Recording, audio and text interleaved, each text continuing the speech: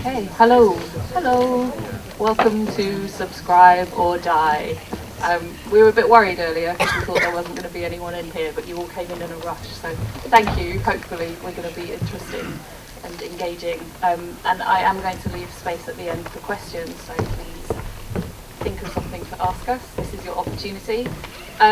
This panel came out of a conversation that I had with Anna Kime about a year ago, where I'd recently returned from Australia and discovered an interesting thing about theatres there, which was that rather than operating on a single ticket structure, many of the major theatres in Sydney operate subscription models and provide seasons, which is a fantastic way to develop audiences and trust, and also to experiment, as well as kind of create buzz around your programming and launch of the season and themes running through what you're doing.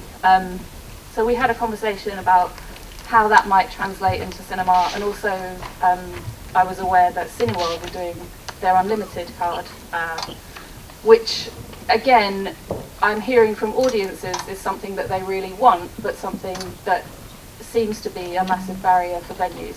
So I thought, why don't we do a panel about it and see if we can solve some of these problems? And I was really gratified this morning to hear Anna Odell say, don't answer audience questions with industry problems. So I'm hoping that this panel can be an opportunity for us to think about risks that we might want to take and think about the value of trying new ways to communicate with audiences, even if sometimes they don't work. Which isn't to say they always don't work, but how do we progress if we don't take risks? So I'm rambling. We've got 3 different organisations here across 3 different art forms who've all done something interesting with audiences. So I'm going to hear a little bit from each of them, and then we're going to have some conversations about audience development. I'm going to let you introduce yourselves. Hi, I'm Marianne, and I'm from the National Theatre of Scotland. I started at the National Theatre of Scotland about 10 years ago as a marketer and then audience development, and now as a producer. So I've been in audience jobs for my entire career. The production that I was talking about, Home, that launched the National Theatre of Scotland, I started working with the company more or less that weekend, and the very first thing that I did for NTS was have our graphic designer do a prototype for what the loyalty card would be for everyone that took part in Home. There were thousands of people that took part, and there were thousands more as audience members. And my big drive 10 years ago was to somehow keep those people and build that relationship and make them part of an NTS family. That prototype is still sitting on my desk, because what I quickly found out that subscription or loyalty card or any kind of loyalty scheme was at that point impossible for the National Theatre of Scotland. So I think a lot of what I was talking about this morning was about what you do with what you've got, and a huge part of what I've learned working for a touring company with no base and no home is that there is no point beating your head against a brick wall about what you can't have. I'll not lie, loyalty and how we build relationships sometimes slips down the agenda for the National Theatre of Scotland, and we're approaching our 10th year and we're really now starting to think about it. The first while for a company is getting ourselves on the ground and getting the shows on stage or into the spaces that we're producing them. So we're thinking about loyalty slightly different, and the incentives that we can offer our audiences in a slightly different way. So we work with theatres, venues, festivals of every shape and size, literally from the back rooms of pubs to the West End stage, trying to fit one scheme into that. As I say, I can't see the way of doing that at the moment. But we do work with a lot of theatres and festivals who do subscription schemes to varying degrees of success. I can cheerfully answer, we're not dead and we're not dying anytime soon with no subscription. What is interesting is about how you nimbly work your way through that, because what you want at the end of it is much the same result, is a loyal, devoted audience who you have a two-way relationship with. I can talk a bit about how we've tackled that now or later, probably later, but that's where we are coming at it from. Yeah. I'm Phil Dove. I work for Light Cinemas UK. We have 3 cinemas already, and we're opening 4 next year. I come from a background of hotels and restaurants, and I was invited to work for Light Cinemas to engender great customer service, to recruit the staff and to make sure that they stay working for us. That's the ideal. We recently purchased a Cineworld cinema in Cambridge, and so it fell to us to continue their loyalty scheme. The Infinity card is our version of the Unlimited card, and based on what we've learnt about it, we've decided to take it to our other cinemas in New Brighton and Wisbech and everything that we open from now on. So I'll be happy to discuss that with you later on. Hi, I'm John Summers. I run the Halley Orchestra, which is based in the Bridgewater Hall just over the road. And I thought it'd be interesting to give a perspective from my art form, which is music, because a lot of it's relevant to, I think, the conversations you've been having. We've been running subscriptions since 1858, so for us, it's an old game. And I'm sure that some of them are still coming. But the serious point about this is that we, as an organisation, need to earn a lot of money at the box office. We need to earn over 70 concerts in the Bridgewater Hall. We need to earn 1.7 million. 20 years ago, about 40% of that audience came through subscription. At the moment, it's 30%. So subscription, and that, in a way, in all art forms, that traditional subscription is dying. But my argument is that actually, if you get it right, subscription is where the game could be at. Our segmentation through audience analysis and direct marketing is changing things, and we realise that we can reach different markets very quickly and cheaply now through new media, which we couldn't do before. It relies on two things. One is the data being right. In other words, you've got to know the people you're targeting at, and the programs have got to relate to that data. There's no point in actually putting on stuff that people aren't going to come to. Equally, the people who come to things might dictate the program. Just to give you an example, this week, at the moment, there's a concert that's just finishing now, one of three in the what we call our Opus series. 3 concerts doing exactly the same piece. Is about 4,000 to 5,000 audience over 3 events, 60 grand's worth of income, at an average ticket yield of 19 quid. And most of that is on a fixed subscription. About 30% of it's on some sort of subscription or other, but a lot of it is actually through that route. Later on this week, we're doing a family Christmas concert. That's completely sold out, but at a much lower ticket yield because we're targeting that at families, and there are family packages. Next week, we're doing a more esoteric program, which will play to about 1,400 people at a ticket yield of over £20. But of those, 40% will be on subscription, but over 200 to 300 will be on the 3 quid student offer. So what we're trying to do is actually work out what product we've got that actually will interest people, and actually dovetailing the two.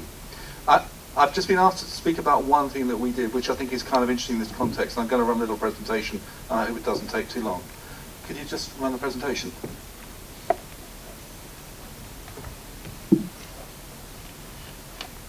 I knew it would work.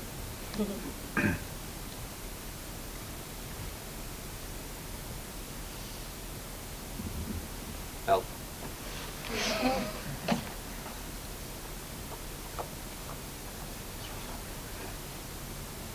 That's it? Okay.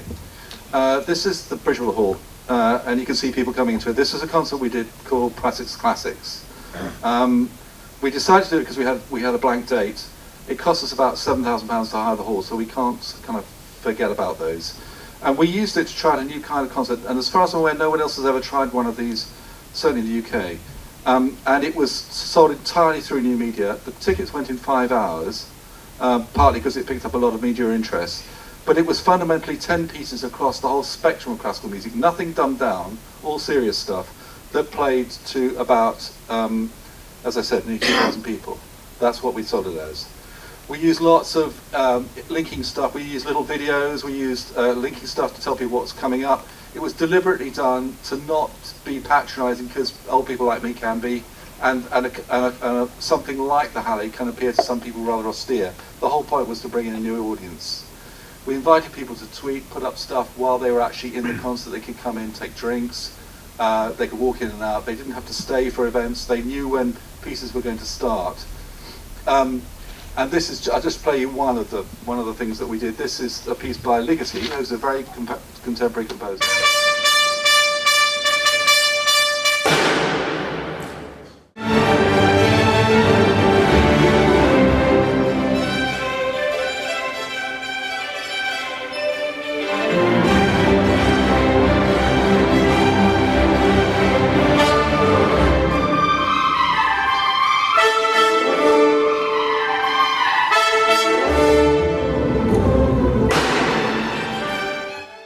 see, there are no gimmicks. We're playing it straight. A lot of people gave, and the idea was that people would give either during the concert by text or afterwards. And actually, what's interesting, I'll show you about the stats about that in a minute. But we got a lot of comments. We got a lot of people coming back to us. I won't run this video because it takes too long. But this is the stats on it, which is quite interesting. I don't think, can you read that? You can. So I won't go through it. It was a completely new audience to us, particularly, and the demographic of that audience was quite, for us, very, very wide indeed. Lots of young people. You look at that average donation per person, actually it's a little bit higher than that. People paid on average just under £5. Remember that our normal ticket yield is nearly 20. So actually, although it was packed out with lots of different people, in terms of income, it was a bit of a disaster. If you look at the next one, shows you where they came from, and that's also interesting. If you look to the extreme right, over 6 to 8% people came from more than 2 hours away. So this wasn't an instant decision. They actually came because they targeted coming. That's how they gave. People gave on the night. They gave through a Just Giving website, which actually they could do on the night or otherwise. So actually that, for us, what this is about is trying to find a new audience and a new way of reaching them. Fantastic, thank you. Can I just ask you quickly, did you have any sort of suggested donation, or was it completely free? No, because part of it was we wanted to find out what people thought it was worth. Okay. And did you have any outliers? Did you have any larger donations, or was it all? Yeah, I mean, some people gave, a couple of people gave a couple of £100. Yeah. Mostly because they thought it was a good thing to do. And what we're now trying to do is develop a dialogue with these people. We've got all of their email addresses. We did a survey immediately post the concert to ask them what they liked about it, what they didn't like about it. And depending on their likes, we're now starting a dialogue with them, trying to get them to come back, and eventually trying to convert them to subscribers. Yeah, fantastic. So I think when we spoke before the panel, one of the things that we were talking about was that taking risks can give you a different value to money, and what you've just said completely proves that you had 80% new people and that you have dialogue with them. And I think, Phil, we spoke about that when you first took over Light Cinemas. Did you do a consultation, or did you try to get rid of the card? What was the reasoning behind keeping on the subscription scheme? Well, bluntly, what we found was that our market position, when we were running the cinema without it, and obviously you've got factors, i.e. people thinking the cinema's closed and things like that, but we were positioning around 140 in the country, whereas the standard position for that cinema was 83. Since we've begun to do the scheme again, it's now back up to where it really should be, which is around 85 in some weeks, but hitting around 95 in the country usually, which is good for us. So that is a very basic measure of the impact that the scheme has. And I think an important part of the scheme isn't just the subscribers coming to support you, but it's making sure that you're effectively this cinema of choice for them and their friends, because they've got a real incentive to come see you. And I think it was important, something that John said there, there's not any point in putting on something that people are not going to come and see. And we would like to have a very diverse programme. But what we do find is it's difficult to get the message out and get people prepared to come and support something that is a little bit further left of centre than mainstream. But we find that these people who are subscribing to us are really keen to engage with something that is specialised film, I suppose, and they want to, and we can give them the ability to find out about that film early enough. Now, it's very much an aspiration at this stage, because I think we've had to retreat on our programming based on what we found in sport this year, but we've got very exciting plans, and we feel a responsibility to those members going into next year that we have to diversify our programme to maintain their interest, and it reduces risk. So if we go back to this morning and the concept of everything, everywhere, all the time, you've got a new obligation to your subscribers to continually offer new product. Yeah, and I think more importantly, we have the means to get them to hear what our messages are about those things. We can advertise a documentary and we put it on Facebook and we send it out to our mailing list. But unless you're tuning into that medium to find that, it's likely to miss you. And we tried some bits and pieces and they were woefully, they're disastrous. But what we're finding now with the Infinity scheme is that these people really want us to be doing that, and they'll come and tell us what they want, and they're helping to inform what our programming choices are. and they're making it automatically successful because they can develop something, and it's not really a risk to them to watch it because it's paid for already. So it means that the other 20 or so people that are delighted to see that on aren't the only ones in that auditorium too. I do think it's a work in progress, but I can see huge potential and development for that already. Fantastic. And I think one of the questions that people are probably dying to ask you, I know there was some no-go areas, was has moving over to a subscription model limited your choices or affected your relationship with distributors? I would say it's been a long negotiation with our distributors. I think that they are supportive of us, but it is a tough negotiation with them. I think there isn't necessarily a cohesive view amongst all the distributors about how they feel about it. I think some are very, very positive about it indeed, others are more reticent. But I do think that I do think they're broadly supportive of what we're doing now. And I do think that obviously, you know, View and Odeon are both doing their own scheme, trials of their own schemes already. So I do think it's something that distribution are going to, you know, be aware of already and be in long-standing talks with kind of mainstream competitors that we have. Yeah, it's something that I think we can all see wider industry going down that road. I want to widen it out a bit because I'm aware that we've got 3 different art forms and 3 quite different models, so I think getting into some more theoretical conversation might be good. We've talked, both of you, about the bottom line and sustainability and the need to attract new audiences. But one of the things that you've mentioned to me several times, Marianne, is access and kind of reaching young people. And I'm just interested in your thoughts or your learning on how we square that circle of the fact that young people are quite risk averse actually, and often they don't have any money. But we need to meet our bottom line, but we're also all not working just driven by the dollar. So my question is, what do we do about that? How do you be everything to everyone? Yeah, it's an interesting question that we try and answer year on year actually, and our findings show that our audience is predominantly female and 45 to 55, all that kind of stuff. And I remember the very first time I presented those figures to the artistic strategy meeting at the National Theatre of Scotland, and the kind of shock that went through to see that hard fact. And everybody knows it, everybody knows that that's who the theatre audience is, but to see that that's the case, the instant reaction to that is to change programming and to make work that we think will appeal to younger audiences. The actual way to do that is ask young people what work might appeal to younger audiences. So we get there eventually, and we do that by having a team of young advisors who sit a lot like a board and to influence programming.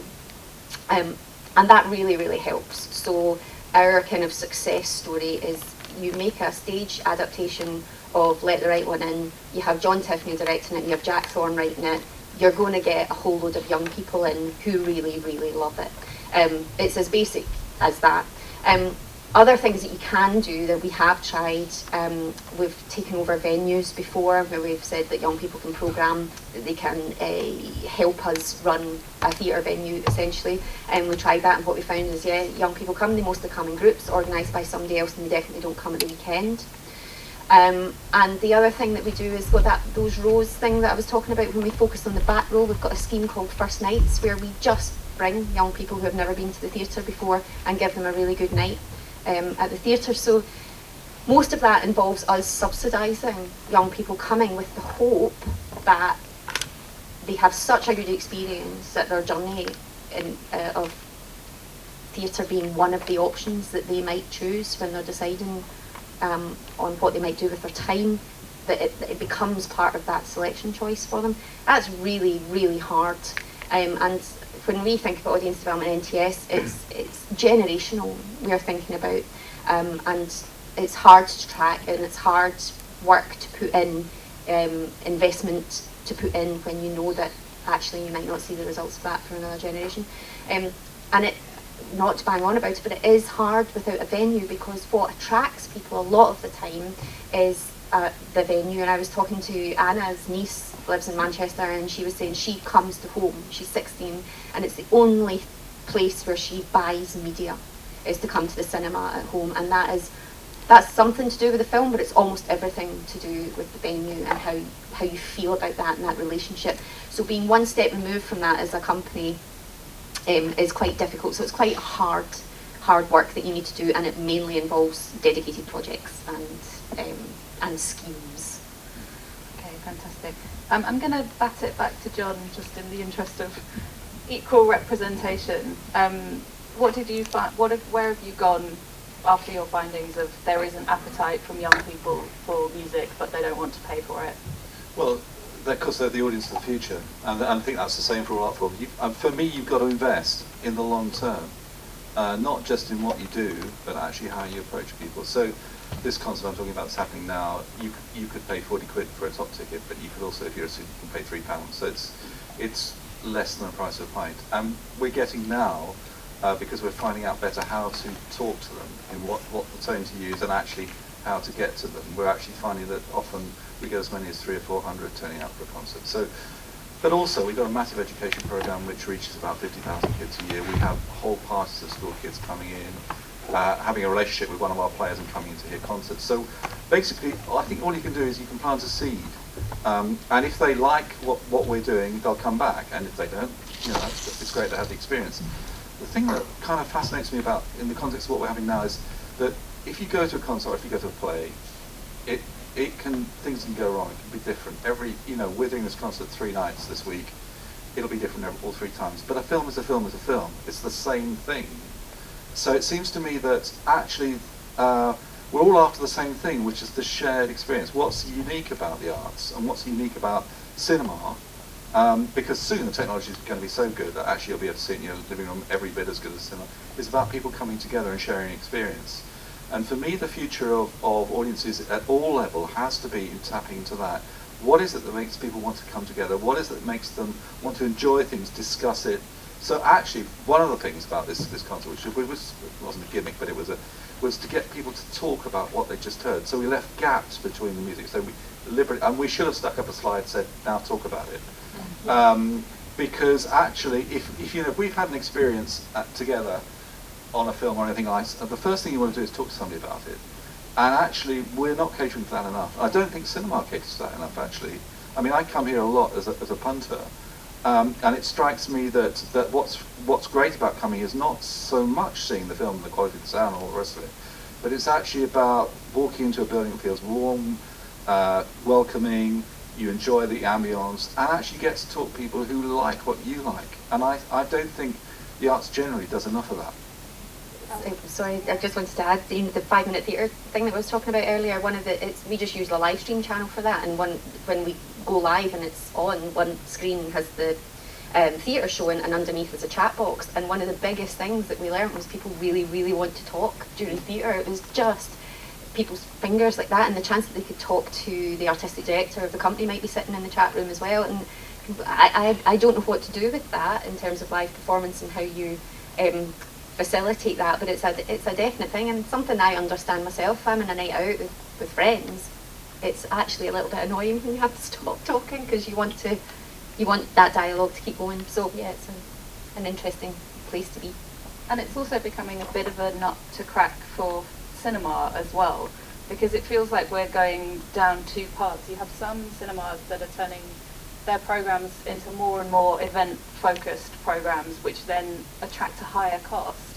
And then we also have an expectation from audiences of unlimited content for free whenever they want it, and us kind of going down that route as well. So I'm wondering, Phil, if you'd looked at ancillary, I guess. Well, I think that something that John said there is actually very important. It's about the experience you have when you come in, and what you're really asking when you're talking about investing in future of children and all that sort of thing. You're really asking parents to make an investment in that as a viable day out for their kids, and they want them to be safe.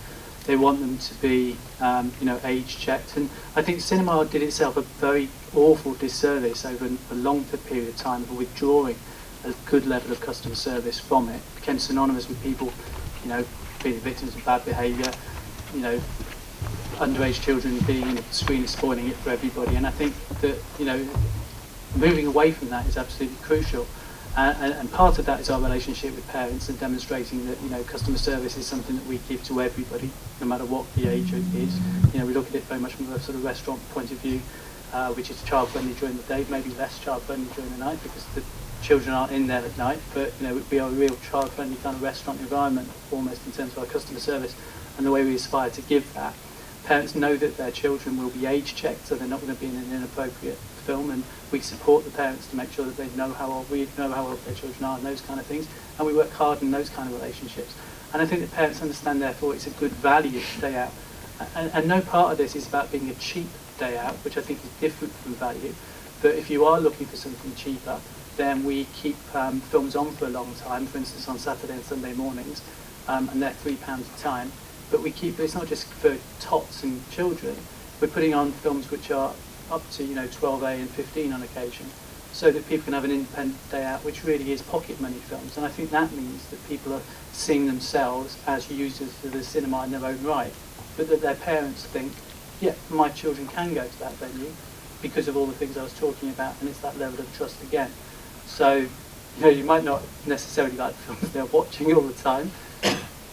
You know, they'll watch good, bad and indifferent. But again, that's part of the cinema experience, and I think it was said earlier on, you're not supposed to like every film you see, but because the children are coming more often, they are seeing good, bad and indifferent, and they're beginning to actually judge it on that basis too, which is great, and it's an independence.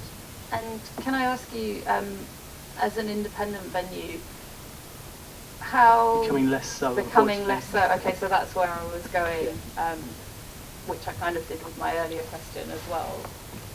What's your feeling or your remit for specialised film or holding people's hands into taking riskier choices? Okay, so I think that one of the benefits we have of having a lot more cinema, say for next year, becoming a portfolio of 7, becoming a portfolio of 11 in 2017, I think that does give us the ability to strengthen our relationship with suppliers and distributors and that kind of thing.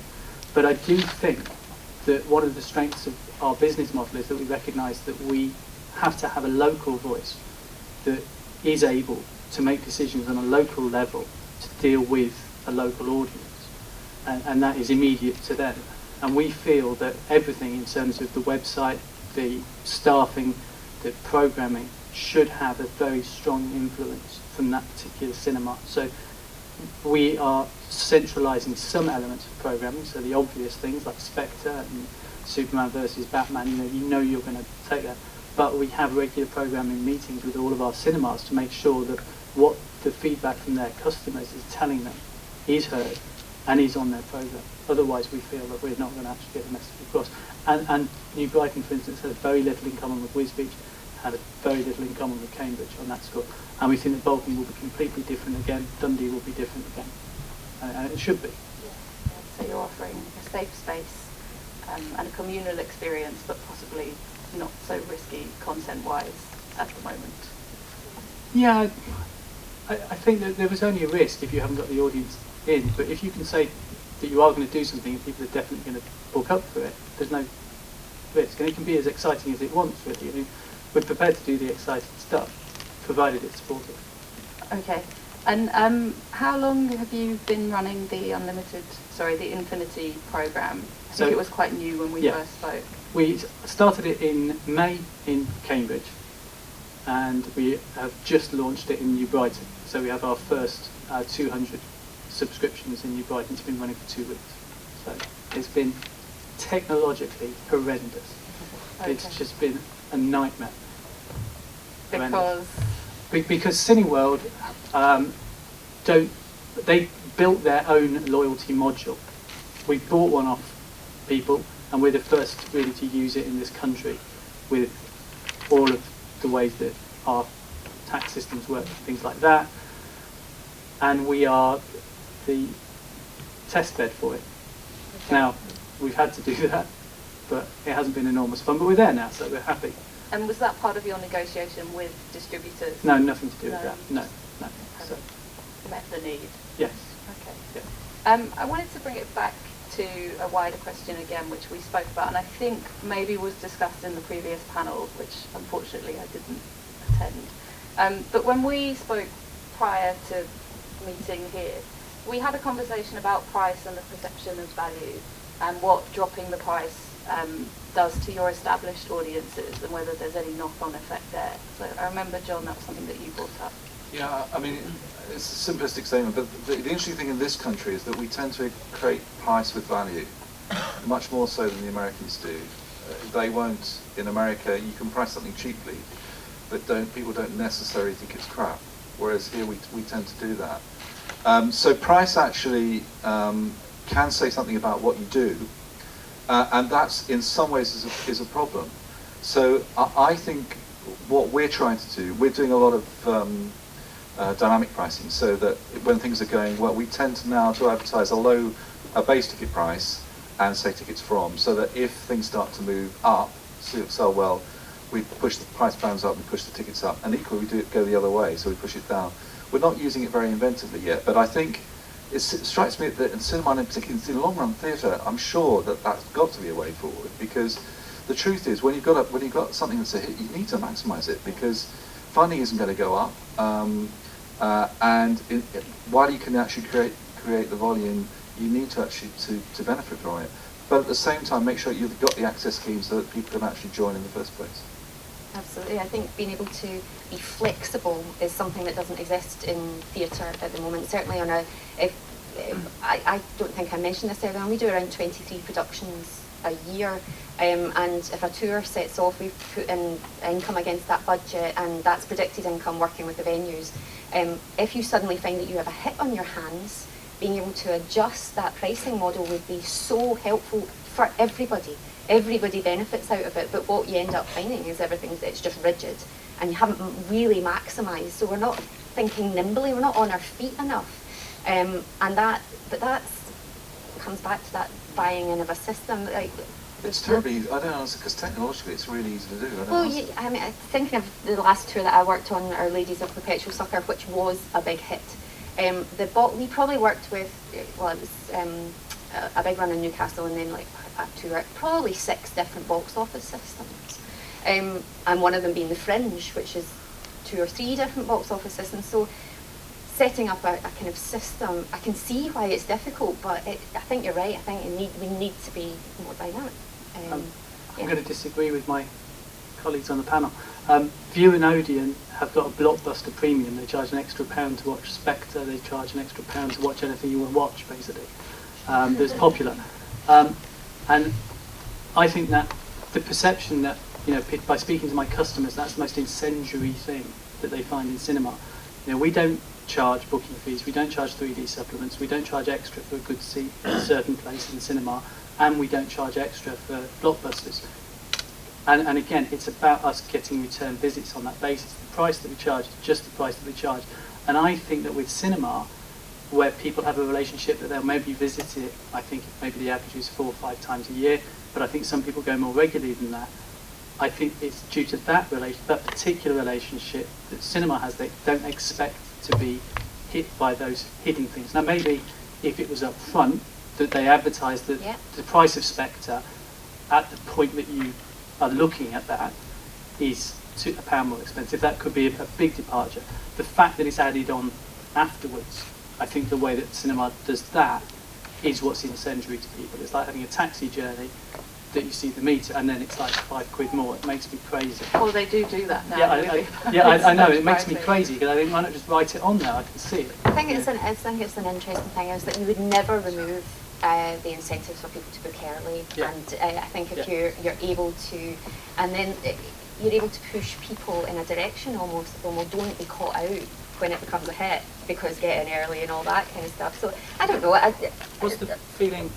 Because the only complaint we get is when it goes the other way, when we've actually put a concert on sale, and because we're dynamically pricing, we move the prices down, and then you've got someone paying £30 for a seat who's sitting next to somebody who's paid £40. Yeah, you get the ticket offer. I'll just wait till the last minute because they'll get the £5 ticket because it's not selling. When you go to Ryanair or EasyJet, it's the same thing. The principle is actually trying to maximise your income when you can take it. I understand what you're saying. But for me, it makes commercial sense. But there's a difference between cinema and the music and the theatre example, which is you guys have slightly more control over the product, because you're creating the season and you're running the orchestra, whereas you're buying a fixed Yeah. Absolutely. artifact. And interestingly enough, EasyJet did try taking over a cinema in Milton they were Keynes, which I disaster. don't know if anybody knows. They took over a multiplex that now is slated for demolition, and they tried to do Easy Cinema, and it completely failed because the distributors just said, no, we don't work this way, we don't want to work this way, we're not going to do it. Times are changing. It'll be interesting to see what audiences say if dynamic pricing becomes. I know a lot of the venues that we visit are using dynamic pricing, and if it becomes a bit of a, if it becomes an issue, then yeah, we'll just. You see, I think the interesting thing, if you compare it to an airline model, is about capacity. You know, all of us have empty seats. We don't like to admit it, but we all have empty seats, and that's unrealised income, as far as I'm concerned. The dynamic pricing model on airlines is often, because they know they're going to fill the seats anyway. For them, it's how do they fill them most effectively. So there's a slightly different argument. But I would say, you know, if you like, tickets for £3 per student. For us, it's audience building and it's generating a little bit of income. So I think you've got to be clever about it. Yeah. But I don't have a problem with the principle. It also pays for the cheaper tickets. If you can get that high-end price for people who don't mind paying it because it's a really great show, the demand is there. It also frees up that cheaper end of things, which is what we all need. Yeah, So I like you that were you asked- say you don't have a problem with the principle, because I have to admit that I still have a slight uncomfortability with it, because you want to believe in the theatre, the spectacle, the event, and the way that you feel, and the fact that you're not just buying products from the supermarket that have passed their sell-by date. I think that the theatre and music is on sale for longer as well, isn't it? So it has the chance to establish its pattern, whereas we're only on sale, I think, for 4 days before, unless it's a big hit, and so we don't have the same leading time. It is slightly more complex. Yeah. I'm aware that we've got 15 minutes left, so I'm wondering if anyone has any questions. And also, I forgot to mention, we do have the Slido code up there, so if anyone is too shy to ask in person, I'm going to have a look at it on my screen and ask any scary questions that no one wants to be singled out for. But we've got this gentleman in the middle. We've really got 3 different sectors of the arts represented there.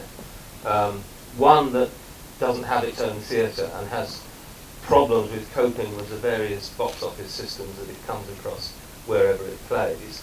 One cinematic model, and the concert hall model, where in a sense you've already got dynamic pricing because there will be different prices in different parts of the auditorium. And in a sense you can tweak the model by repricing seats at various times according to what the demand is. There's another model which I've come across which applies to music venues, which is the model down at King's Place, which is behind King's Cross in London, where you can pay in advance for a ticket which will cost you £9.50, which is about a 2/3 discount on the standard price. And you can go along on the day and you'll get the best seat or seats available for that £9.50. Yeah, we do that model as well. Yeah. But, The the trouble other... about that, there's a real issue with that in large capacity halls. It's because we found a lot of our people who are astute know which concerts aren't going to sell out. So rather than paying 20 quid for a ticket, they'll wait till the day and pay 10. Yeah. So actually that costs us money. But it's building the market. It's expanding the audience. The problem you've got is the problem that we had in our cinema with the Orange Wednesday promotion, which was it was the same people that would have come and paid for 2 tickets were just coming with 1. And the other advantage that the Bridgewater Hall has got and the Symphony Hall has got is that there's no concert equivalent of a multiplex that's going to be dumped across the road from you. Yeah. But I do think, I think the concept of this building really fascinates me in the way that, we differentiate our audiences through the product we do and the way we approach the audiences. So we do probably 4 or 5 different sorts of concerts aimed at probably more than that, different audiences. But when you've got a somewhere like Home, actually you could see how each individual cinema could have a slightly different profile to attract in, because there are people who are passionate about cinema who want to see edgy things. But actually, if you've got 5 cinemas, you can actually program, it seems to me, and I'm completely naive in these matters, that you could program to actually try and get their loyalty to a stream of work that you're actually deliberately promoting. Yeah. One thing that hasn't been mentioned is membership schemes, and this came up at the last cinema meeting I went to, and everyone said, oh, what a good idea, but we haven't quite thought of it yet. I mean, this is a way of, I mean, you can use it in cinemas, and you can reduce the cost of buying a ticket, you can eliminate the any surcharges for booking online and things like that. Is this a model that's being used by anybody else on the panel? Sort of like picture house membership schemes. I think we're all aware of them, but we wanted to look at different ways of pricing tickets that go beyond what everybody already knows exists. And again, it came out of several conversations that I have outside of the world of film, which I think is good to bring into this kind of environment. Again and again, I talk to people I know who don't have anything to do with film, who say, I love cinema, but it's too expensive, or I love cinema, I've got a Cineworld Unlimited card, I go all the time. But I never hear anything in between the two of those things, other than my colleagues saying, I saw that at a press screening, I saw that at an industry screening. The person next to you has a question. Hi. I was just wondering how much you actually charge for your subscription, and if you have an average number of attendances. I mean, obviously, it'll be slightly different for John than Phil, I guess, because you have a certain number of shows. So if someone joins your subscription scheme, do they get to go to every single show? Is that? We have various subscriptions, too complicated to go into. Just two I'll highlight. One is the concerts I'm talking about now, Opus, which is a very, very old model, and it's a pyramid selling model, and it's brilliant. It works. If you wanted to be an Opus leader, and you brought 10 people with you to each concert, you get your ticket free. And the bigger the group gets, the bigger the discount. So if you get an Opus group of 50, they all get 30% discount. So they go around all their friends and say, look, if you join us, we're all going to get 30%. And that's been a fantastic successful model. And we have groups that come from literally 2 hours drive away all the time. But the rest of our subscriptions now are on a basic, if the more you book, the bigger the discount you get. What's really interesting is that traditionally people who are my kind of age and older are discount junkies. They'd rather see a high head ticket price. They'd rather see 30 quid ticket price of which they're getting 20% discount than they would see the lower ticket price. And it's completely illogical, but actually we've tried it both ways and they absolutely love the discount. What about you? We charge £16.95 for our monthly subscription, and you can go and see any cinema film within that. We don't, so things like National Theatre, Royal Opera House are separate from it. And do you know how many people you get coming on average each month? It's a monthly People tend to use their card on average 3 times per month. So it's not too bad in terms of... We'd like them to come. I mean, we'd like them to come more often. Because I think people are worried about it being overused, and I think there is a tipping point in that. But these are bringing friends with them. They're spending money. They're using the bars. It helps us to sustain a different environment. We can animate, use versatile spaces, put on things that we like to do. Everyone else looks at it, sees something going on, and it makes the whole place more attractive. So it's good. And it's guaranteed recurring income as well. It's guaranteed recurring income. And I was gonna say, do you also then pay £3 back to the distributor? Is that? Our negotiation isn't the same as Cineworld. Okay. What is your negotiation? I can't talk about the Questions in the bar, right? I can't talk about Not on the camera. negotiation with the distributors. I don't think they allow that in a public Pay forum. per ticket. Yeah, we have a redemption price per visit, and that's agreed with the distributors. That's something I can say. And that's to the individual distributors after. Correct. Yeah, that's correct. So it sounds like there's a business opportunity for software that can make that problem easier, right? Oh no, the software exists. It's making it work. Right. That's all. Fine. I'm surprised though that the average is 3. I would have thought it would be a lot higher. I think people think it will be higher as well, but then how many films are made or released in a month that people really en masse want to go? I think I'm talking to an audience here that probably goes to cinema very regularly indeed, whereas I don't think that most people do go to cinema very regularly indeed, and I think that a lot of our subscribers are people like want to go 6, 12 times a month, but I also think there's a lot of people who just say, I'd like 3 family nights out and I don't want it to cost an arm and a leg.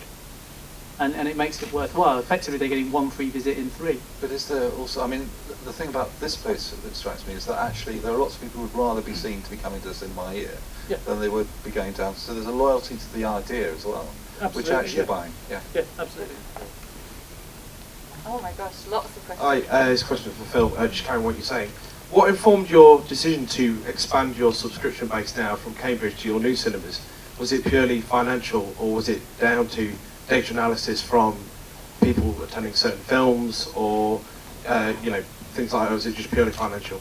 No, I don't think it is. I don't think anything, if you're going to do it purely financially, I think you're looking at it maybe the wrong way. I think that we can see that there will be a long-term financial benefit. It's very front-loaded, so we're not going to see any benefit from it for a substantial period of time. However, the feedback we've had from our audiences since we opened in New Brighton is, can you please do this? And the enthusiasm that they've greeted it with, we've done a real soft launch for it because of the buggy technology side of it. And in spite of it's making it actually quite difficult to find out about, we've already got 200 people signed up. We're going to do a big launch of it, and we expect that to grow very, very quickly indeed. And that's really why. Now, a lot of these people are coming anyway, we think, 3 times a month. But actually, I think and hope that they'll now come 6 times a month, because I think that they really want to. And like I say, I just think that it gives them golden handcuffs. I do not want them going to View and Odeon. I do not want them going anywhere near those places. And I'm very jealous about that. And I think that this is a way I can make sure that they never will. They have no reason to. In the 3rd row, if you just wait for the mic. Wouldn't it make sense to know who all of your individual customers, ticket buyers are, so that you can then have develop a relationship with them, find out what they like, find out when they're coming back, find out how much they enjoyed, what they saw. And that's absolutely crucial to that. It's probably something I haven't even touched on yet, but these people who are our members are our loudest voices, our biggest supporters, the people who champion us in society, who give us the most feedback. They really do give us feedback, and they always have. These aren't people who are sitting on the sidelines and being quiet. They're always in touch with us. This enables us to make it easier for them to give us feedback, to talk to us more often, to really try and get involved, and, I think importantly, guide the direction of the cinema in terms of making the programming something that they participate in and actually have a say in and then become stakeholders in. That should make the scheme thrive. I don't think it thrives without that. I think it does for Cineworld because it's so much bigger than we are, and it's about price. I don't think someone as small as we are can compete with Cineworld unless we add extra value to it, which is voice. No, I was going to agree. I think we spend an awful lot of time analysing our data, and every time someone comes to something we put on, we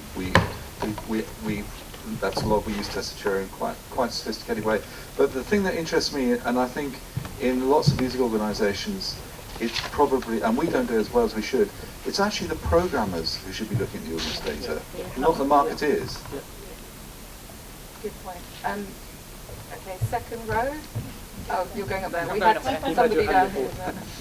This makes I know. We'll come to you, I promise. Got my eye. In live music festivals, clubs, there's it seems to be completely ubiquitous now to have the early bird and the super early bird ticket. Do you know, has anyone tried this with cinema? The sliding scale. Yeah, it's like if you book it a week in advance, you get it cheaper than if you buy it on the day. And you get this feeling of like, it's selling out, I need to buy a ticket.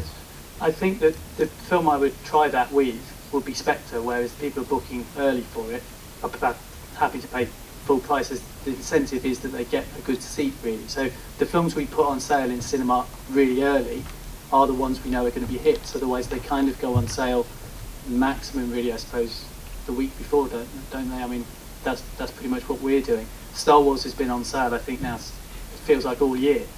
And people aren't, worried about getting it cheap. They're just worried about getting their seat. Spectre, I think, was similar. But Lady in the Van, I think we only had that on sale the week before, but we let people know about it early. So I think with cinema, it is a different thing in terms of how long it stays on sale for. And so it is a good point. It's interesting. Violet, yes, you've got your mic. Yeah, fine.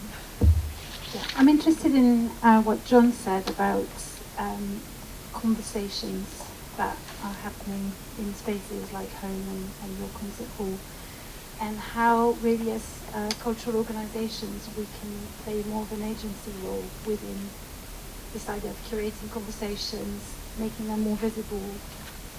And there's an interesting project that happened this year early on with a number of venues from the BFI Film Audience Network that's tried to do that, and it delivered some really good results in adding value really to what distributors were doing in terms of marketing, really capturing what people are interested in talking about.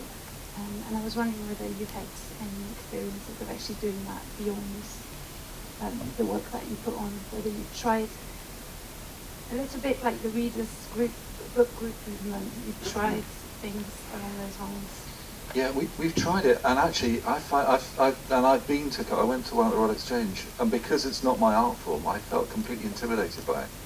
And I think one of the problems is because we work in a kind of specialist environment, and let's say our music director, when you put him on a stage and you put him together with people who are afraid of asking what they think are idiot questions, actually, it's not the case.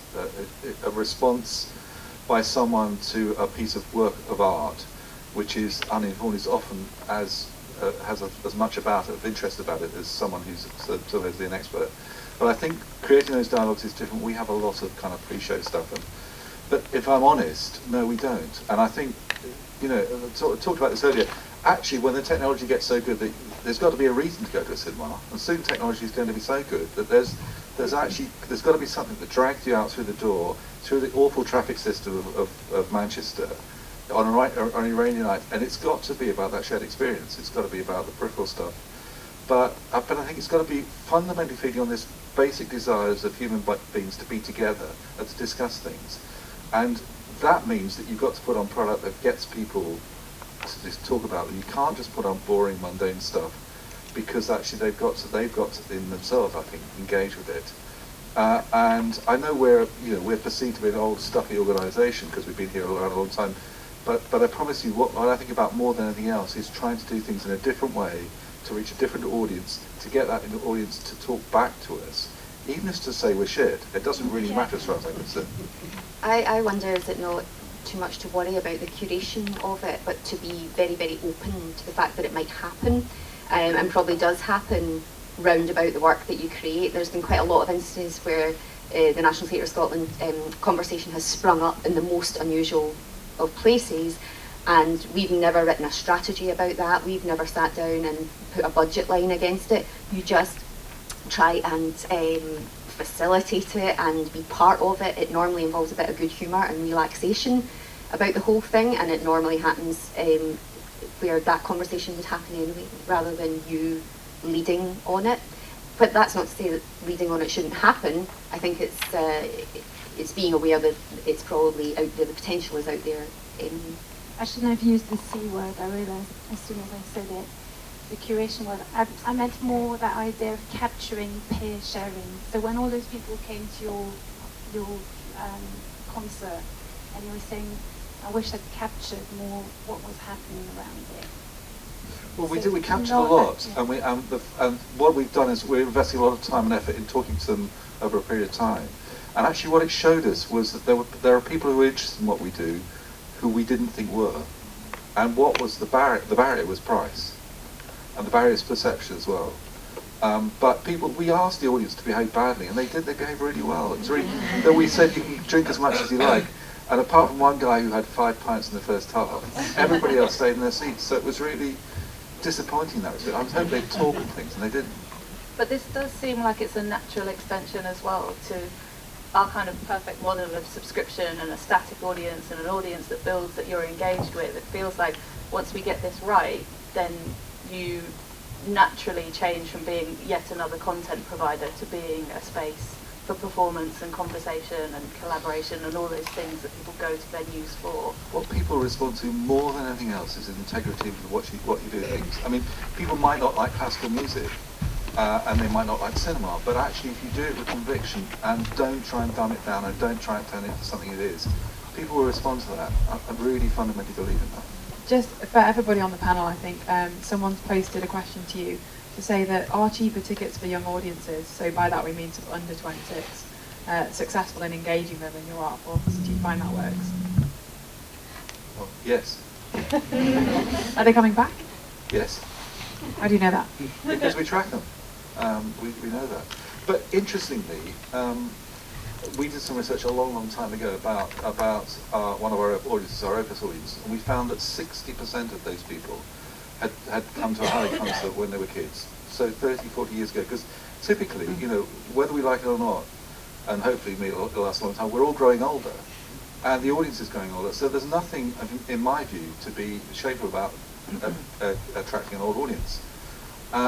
We know for sure that actually, and this is going to get worse as people get broker, because my kids are going to be less well off than I am, because that's the way things are, is that you tend to come when you're really interested, when you're young, and then you tend to go away from culture. Every survey shows this. You have kids, you get a mortgage, you can't afford a thing, and then you come back when you're in your 40s and 50s, and that, for me, is the long-term game.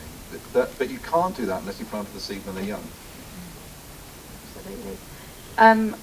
So that's all we've got time for. I just wanted to end with a question for each of our panellists, which is, well, I'll give you a choice. You can either tell me what you think is going to happen next, or you could give me your utopian ideal of what you'd like to see happen next.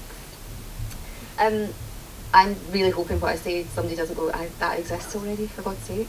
It feeds into what a big thing from somebody coming from my perspective, and it's about relaxing about data. And this notion that that's our audience, that's your audience, get your hands off. And there's walls between each audience and nothing can be shared. And for me, if we all just relaxed about that as venues, as companies, as sectors across the board, what I would like to see is that that I could have in my purse a loyalty card that would get me benefits across the board, so that I could, in Glasgow, I could go to the GFT and then go to the Tron and then go and get a burger and be rewarded for that activity without it coming up against the dunt of, you know, that's we couldn't possibly do that because that would involve systems talking to each other. Okay, so collaboration, good. I would honestly like to see an end to 3D in cinema. For me, I can't watch it, it makes my eyes hurt, and I can't understand why anyone pays extra for it. And all those pairs of 3D glasses that we all have hanging around. Into an art installation. I think for me it would be a real acceptance by everyone that the rich cultural life of this country is so important for everyone, not just the people who go to it, and that actually making sure that in the future that people realise that actually getting out of their houses and coming and sharing experiences is the most fundamental human emotion that we experience, and we need to expand it. Fantastic, thank you. I think that's a great note to end on. Thank you to the panel.